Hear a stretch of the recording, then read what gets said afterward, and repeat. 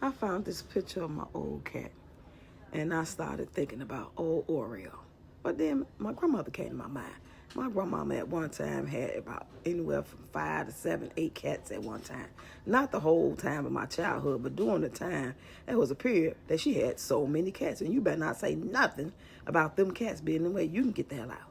But anyway, I recall one time my grandmother was doing my hair, and my mom and dad was on the way to pick us up because we would always stay at my grandma's house for the weekend.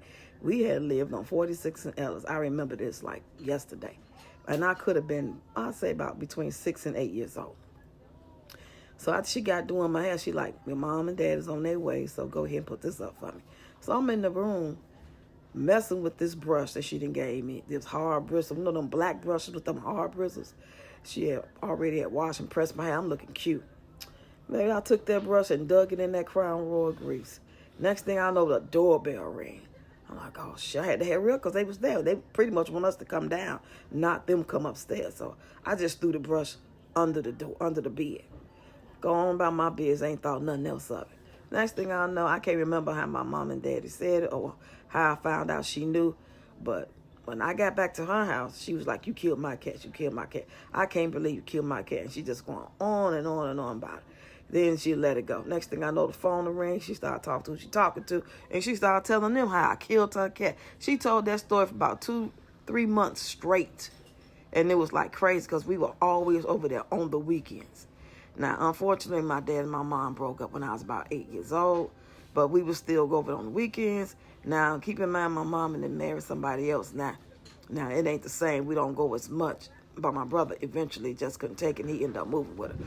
But it was a time that when my mom and stepdad would get into it so bad that we would have to move out his house, which means me and my brother will stay with my grandmother and go to the school around her house as opposed to the school around my mama's house. And we liked it, that school.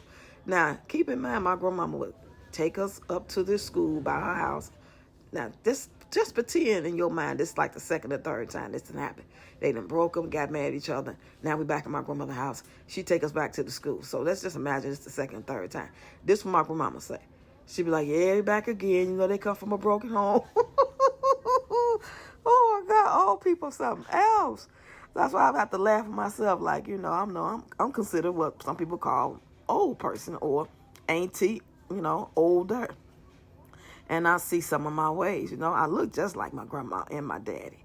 But honey, she would say that every time. It would be so embarrassing. But I was at the age of, I'll say between 8 and 11. And then I just stopped going to that school. We didn't have to go through that no more.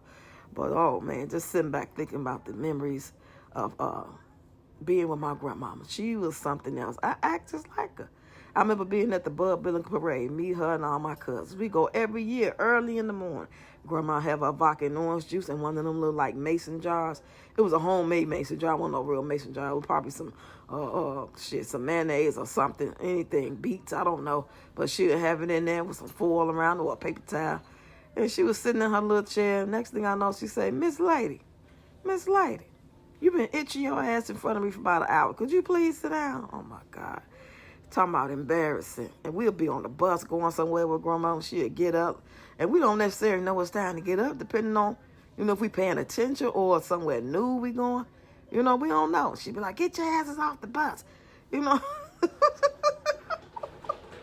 That's why I be like, these kids these days are soft. We was always getting it. Boy, she'd be cussing me and my female cousins out, telling us, you know, this, that, and the third. We go in the bathroom, be cracking up. We never cry. I don't never recall seeing my brother, my cousins, female or male, ever cry from being cussed out by her.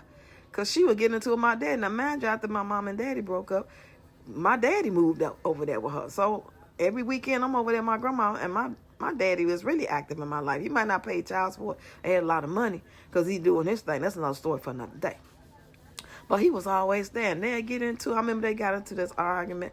She didn't want him to be bringing no guests in her house because, you know, he was kind of in them streets doing some things that she didn't approve of. So bringing a woman to her house to spend the night and have company was not it. And one day he got into it, and he said, you just mad because you old, and I'm young, and I can fuck 4-5 times a day. Oh, it was terrible. And still do dope. Because, you know, he used to shoot up heroin. You know what I'm saying? God rest his soul. I'm just telling the story. I'm not trying to, trigger nobody, nothing like that. But that's what it was. And baby, we was laughing. I asked my grandma said, "Don't laugh at him. Don't laugh at him." Now, mind you, I ain't no more than probably 9 to 10 years old. That shit was funny. So I don't know what these kids going through. Y'all talking about trauma, what y'all been through. Shit, that shit was funny to us. I don't regret none of it, and I don't hold no grudges against the shit my grandmama said, my daddy said, didn't do, my mama didn't say or do, and I'll talk about it, but I ain't mad at her.